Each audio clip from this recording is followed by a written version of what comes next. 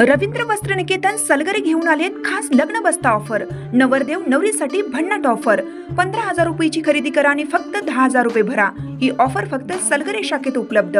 अप्रतिम लग्न सराई कलेक्शन, सुंदर नवरीसाठी भरजरी साड्या, नवऱ्यासाठी शाही शेरवानी सूट। आहेरी ऑफर ही सुरू। आहेरी साड्या 10 घ्या 1 फ्री। पॅन्ट शर्ट जोडी 10 घ्या 1 फ्री। ऑफर फक्त 31 मे 2025 पर्यंत। रवींद्र वस्त्रनिकेतन सलगरे, तालुका मिरज। पृथ्वीराज देशमुख हे आमदार होतील, खासदार होतील, गोपीचंद पडळकर हे मंत्री होतील, पण मला कुठेतरी राज्यपाल तरी करा, नाहीतर आमचं बँडवाल्यासारखं व्हायचं, असं विधान आमदार सदाभाऊ खोत यांनी केलं। या विधानानंतर कार्यक्रमात एकच हशा पिकला। काल सांगली जिल्ह्यातील विटा येथे आमदार गोपीचंद पडळकर यांच्या सत्कार समारंभाचं आयोजन केलं होतं। यावेळी आमदार सदाभाऊ खोत उपस्थित होते। यावेळी खोत यांनी पडळकर यांचं कौतुक केलं। यावेळी त्यांनी मंत्रिपदावरून टोला लगावलाय। सदाभाऊ खोत म्हणाले, गोपीचंद पडळकर यांनी दुष्काळ भागातील शेतकऱ्यांना शेतीसाठी पाणी मिळालं पाहिजे यांच्यासाठी संघर्ष केला। गोपीचंद पडळकर हा मंगळसूत्र चोरणारा नाही, तर मंगळसूत्राचं रक्षण करणार आहे। कारण योद्धा रणांगणात हरत नसेल तर त्याला बदनाम करण्याचा प्रयत्न केला जातो। देवाभाऊ एकदा पडळकर यांना मंत्री केल्याशिवाय थांबणार नाहीत। तोपर्यंत कोणीही देव पाण्यात ठेवले तरी काहीही होणार नाही। यावेळी बोलताना सदाभाऊ खोत यांनी मला राज्यपाल तरी करा असं म्हणताच कार्यक्रमात हशा पिकला। पृथ्वीराज देशमुख हे आमदार होतील, खासदार होतील, गोपीचंद पडळकर हे मंत्री होतील, पण मला कुठेतरी राज्यपाल तरी करा, नाहीतर आमचं बँडवाल्यासारखं व्हायचं। बँडवाल्याचं कसं असतं, चांगलं गाणं वाजवायला लागलं की शेजारी असणारे सर्व म्हणतात की पुन्हा एकदा होऊन जाऊ दे, तशी आमची अवस्था झाली आहे। सदाभाऊ खोत यांच्या विधानानंतर एकच हशा पिकला। शेतकरी आत्महत्येचा कलंक पुसण्यासाठी 15 एप्रिलपासून साखर, दूध, भाजीपाला, फळे, फुले आदी शेतमालासह अन्नधान्य शहराकडे जाऊ देणार नाही, असा इशारा रघुनाथदादा पाटील यांच्या शेतकरी संघटनेने दिलाय। सर्व शेतकऱ्यांना वीज बिल तसेच करदातून मुक्त करावे यांसह विविध मागण्यांसाठी गेले महिनाभर आंदोलन सुरू होतं। पुन्हा शेतमाल शहराकडे जाऊ देणार नाही असा इशारा संघटनेने दिलाय। शेतकरी संघटनेचे नेते रघुनाथदादा पाटील यांच्या नेतृत्वाखाली विश्रामबाग येथील क्रांतिसिंह नाना पाटील यांच्या पुतळ्यापासून मोर्चा काढण्यात आलाय। संघटनेनं निवेदनात म्हटलंय की 19 फेब्रुवारी ते 19 मार्च दरम्यान छत्रपती शिवाजी महाराज जयंती ते साहेबराव करपे कुटुंबियांच्या स्मृती दिनापर्यंत महिनाभर पश्चिम महाराष्ट्रात जनजागरण करून शेतकरी कर्जमुक्ती, शेतीमालावरील निर्यात बंदी, 2 साखर कारखान्यांमधील हवाई अंतराची अट रद्द करा आदी मागण्यांसाठी 19 मार्च रोजी पुणे कृषी आयुक्त कार्यालयावर मोर्चा काढला होता। त्यावेळी संघटनेने 14 एप्रिल डॉ. बाबासाहेब आंबेडकर जयंतीपर्यंत मागण्या मान्य न झाल्यास शेतीमालाची विक्री बंद करण्याचा इशारा दिला होता। साखर, दूध, भाजीपाला, फळे, फुले आदींसह अन्नधान्य शहराकडे जाणार नाही अशी व्यवस्था करण्यात येणार आहे। महागाईला तोंड देताना नागरिक बेजार झालेत। सरकारी धोरण केवळ उद्योजकांना स्वस्त कच्चा माल मिळावा, त्यांना मजूर स्वस्त मिळावेत असं आहे। पेट्रोल, डिझेल, रासायनिक खतांचे वाढलेले दर आणि सरकार शेतकऱ्यांकडून वसूल करत असलेल्या जीएसटी सारख्या छुप्या करांमुळे शेतकरी आत्महत्या वाढत आहेत असा सरकारचाच अहवाल आहे। आपल्याला सांगली जिल्ह्यात भाजपाची ताकद वाढवायची आहे। जयंत पाटील यांचे आत बाहेर सुरू आहे। लोकांना बरोबर घेऊन नव्या कार्यकर्त्यांना संधी देऊन आगामी नगरपालिका, जिल्हा परिषद, पंचायत समितीच्या निवडणुका ताकदीने लढवायच्या आहेत। सांगली जिल्हा परिषदेवर भाजपचा झेंडा फडकवण्यासाठी कामाला लागा।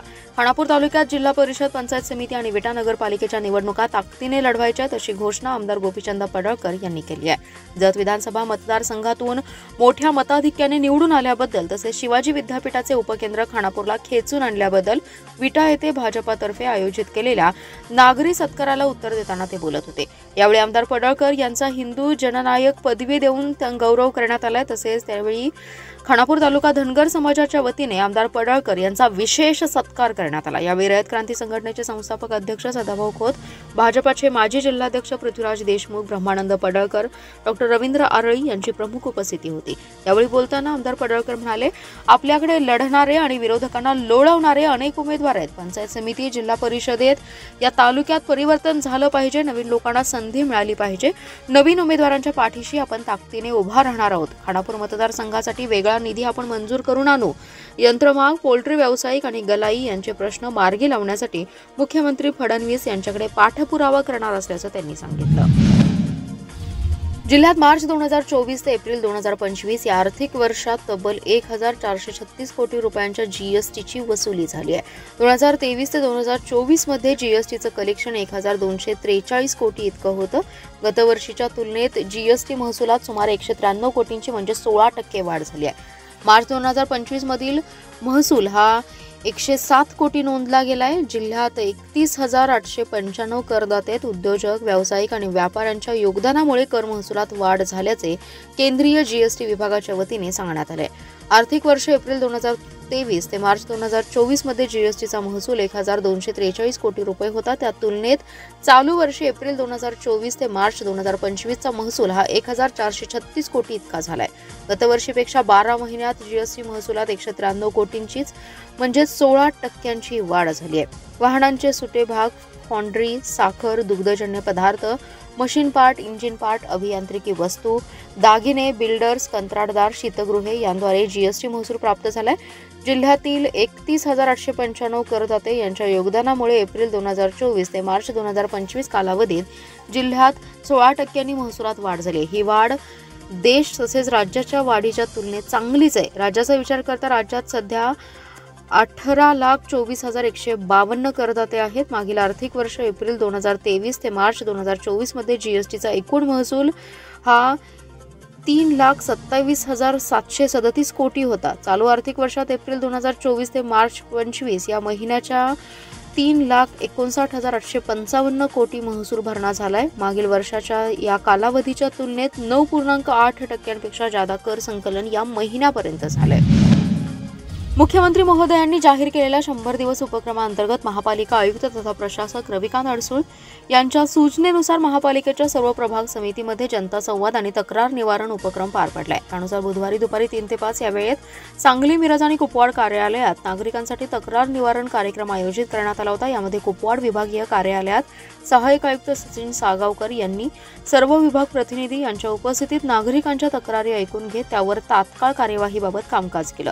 कुपवाड कार्यालयात जनता तक्रार निवारण उपक्रमाला नागरिकांचा उत्स्फूर्त प्रतिसाद मिळाला. याबाबत नागरिकांनी समाधान व्यक्त केलं.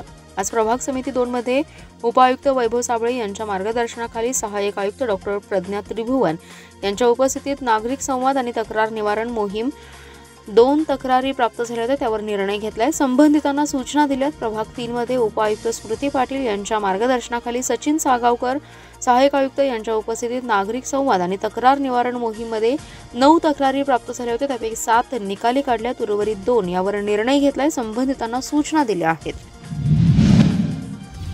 सांगली जिल्ह्याला उत्पन्नाच्या तुलनेत नव्या बसेस मिळाव्यात. पहिल्या टप्प्यात जिल्ह्यात किमान 100 बस गाड्या देण्याची मागणी शिवसेना एकनाथ शिंदे गटाचे जिल्हाप्रमुख महेंद्र चंडाळे यांनी परिवहन मंत्री प्रताप सरनाईक यांची भेट घेऊन केली आहे. शिंदे गटाचे जिल्हाप्रमुख चंडाळे यांनी परिवहन मंत्री सरनाईक यांची भेट घेऊन सांगली जिल्ह्यासाठी जादा बस गाड्या देण्याबाबत सविस्तर चर्चा केली. सांगली आगारासाठी केवळ 5 BS6 या अत्याधुनिक बसेस देण्यात आल्या आहेत. परंतु प्रवासी लोकसंख्येचा आणि उत्पन्नाचा विचार करता सांगली जिल्ह्यासाठी किमान 200 बसेस देण्यात यायला हव्या होत्या. परंतु तसं होताना दिसत नाही. राज्यात सांगली जिल्ह्याचे परिवहन विभागाचं उत्पन्न हे 3ऱ्या क्रमांकावर असतानाही असा दुजाभाव होतोय. इतर जिल्ह्यांच्या तुलनेत सांगली जिल्ह्याला अत्यंत कमी बसेस देण्यात आल्यात. त्यामुळे इतर मित्रपक्षातील आमदारांकडून सांगलीबाबत परिवहन विभागाकडून दुजाभाव होत असल्याचा आरोप होत असून तो आरोप खोडून काढण्यासाठी इथून पुढच्या काळात जादा बसेस देण्यात याव्यात. तसेच जिल्ह्यात पहिल्या टप्प्यात किमान 100 बसेस देण्याची मागणी करण्यात आली आहे. सर्वसामान्य गोरगरीब जनतेच्या अडीअडचणी समस्या सोडवण्यासाठी जिल्ह्यातील शिवसेना पदाधिकारी आणि कार्यकर्ते कायमच अग्रेसर आहेत. त्यामुळे शिवसैनिकांकडून होणाऱ्या विविध मागण्यांकडेही लक्ष देऊन आणि त्या पूर्ण करून शिवसैनिकांचा उत्साह आणि मनोबल वाढवावं अशी अपेक्षाही जिल्हाप्रमुख चंडाळे यांनी परिवहन मंत्री सरनाईक यांच्याकडे व्यक्त केली आहे. मिरज तालुक्यातील बेळंकीमध्ये गेल्या 1.5 महिन्यापासून गटारीच्या प्रश्नाबाबत त्रस्त असलेल्या प्रभाग क्रमांक 2 मधील संतप्त ग्रामस्थांनी आज सकाळी 11 वाजता अखेर गटारीला रांगोळी काढून हार घालून बेळंकी ग्रामपंचायत कारभाराचा सन्मान केला. याबाबत अधिक माहिती अशी की मिरज तालुक्यातील बेळंकी येथील प्रभाग क्रमांक 2 मध्ये गेल्या 1.5 महिन्यांपासून गटार फुटून या गटारीचं पाणी रस्त्यावर वाहू लागलंय. अत्यंत दुर्गंधीयुक्त पाणी परिसरातून रस्त्याच्या कडेने ग्रामस्थांच्या घराकडून वाहत असल्याने नागरिकांना अनेक समस्यांना तोंड द्यावं लागतंय. परिसरातील लहान मुले आणि ग्रामस्थ आजारी पडत असून डास आणि अन्य रोगराईमुळे हे ग्रामस्थ त्रस्त झाले होते. अनेकदा ग्रामपंचायतीकडे विनवणी करून देखील या घटनेची फारशी गांभीर्याने दखल घेतली गेली नाही। त्यामुळे आज अखेर ग्रामपंचायतीच्या या आदर्श कारभाराचा सन्मान करण्याचं ग्रामस्थांनी ठरवलं। फुटलेल्या गटारीभोवती रांगोळी काढून स्वच्छ ग्रामपंचायत कारभार असं लिहून गटारीला पुष्पहार अर्पण करून ग्रामपंचायत कारभाराचा सन्मान करण्यात आलाय। किमान या घटनेची लाज वाटून तरी ग्रामपंचायतीने याकडे गांभीर्याने लक्ष द्यावं अशी मागणी करण्यात आली आहे आणि त्या गावातील प्रत्येक अशा समस्याविषयी आवाज उठवून जनआंदोलन उभारू असा इशाराही यावेळी देण्यात आला। यावेळी परिसरातील नागरिकांनी पसरत असलेल्या रोगराईबद्दल तक्रारींचा पाढाच वाचलाय। दारापुढून गटारीचं पाणी वाहत असून दुर्गंधीयुक्त पाण्यामुळे जगणं असहाय्य झाल्याचंही त्यांनी यावेळी सांगितलं। जलजीवन मिशन योजनेच्या कामांची बिले मार्च अखेरीसही प्राप्त न झाल्याने ठेकेदार अडचणीत आलेत। हातात निधीच नसल्याने या योजनांच्या कामांची गती संथ झाली आहे। सुमारे 100 कोटींची गरज असताना मार्च अखेरीस अवघे 10 ते 12 कोटीच पदरात पडल्याने ठेकेदारांच्या आशांवर पाणी पडले। हर घर जल योजनेअंतर्गत जिल्ह्यात जलजीवन मिशन योजनेची 683 कामे आहेत। त्यापैकी 363 कामे पूर्ण झाली असून 320 कामे सुरू आहेत। या कामांसाठी निधीची गरज आहे। मार्च अखेर या कामांसाठी 100 कोटींची मागणी होती। प्रत्यक्षात अवघे 12 कोटी शासनाकडून मिळाले। त्यामुळे ठेकेदारांची बिले प्रलंबित राहिली आहेत। ठेकेदार संघटनेने बिले न मिळाल्यास कामे थांबवण्याचा इशारा दिला होता। मात्र 31 मार्चपर्यंत मोठ्या अपेक्षेने शासनाकडे डोळे लावून बसलेल्या ठेकेदारांची निराशा झाली आहे। या ठेकेदारांना हातात निधी नसल्यामुळे पुढे कामे करायची कशी असा प्रश्न पडलाय। शासनाकडून 31 मार्चपर्यंत थकीत बिले अदा केली जातात असा अनुभव आहे, परंतु यंदा रात्री उशिरापर्यंत ठेकेदार निधीच्या अपेक्षेने प्रतीक्षा करत होते, परंतु शासनाकडून निधी न आल्याने त्यांची निराशा झाली आहे। त्याचा परिणाम जलजीवन मिशन योजनेच्या कामांवर होतोय। सध्या 320 कामे सुरू आहेत, परंतु ठेकेदाराकडे निधीची वणवा असल्यामुळे ही कामे संथ गतीने सुरू आहेत। कामे पूर्ण करण्याचं आव्हान आहे। वाळवा तालुक्यातील फारणेवाडी बोरगाव येथे श्रीदत्त मंदिर येथे प्रतिवर्षाप्रमाणे स्वामी समर्थ प्रकट दिनानिमित्त 3 दिवसीय पारायण आणि महाप्रसाद वाटप करण्यात आले। महिलांनी संपूर्ण गावात चूल बंद केली आहे। यावेळी महाप्रसादाचा लाभ सुमारे 1000 भाविकांनी घेतलाय। महिलांनी भर उन्हात चुलीवर चपाती केल्या। 100 लिटर दुधाची शेवयाची खीर, कुर्मा भात या प्रसादाचा परिसरातील भाविकांनी लाभ घेतलाय। महिलांनी घेतलेल्या परिश्रमाबद्दल परिसरातून कौतुक केलं जात आहे।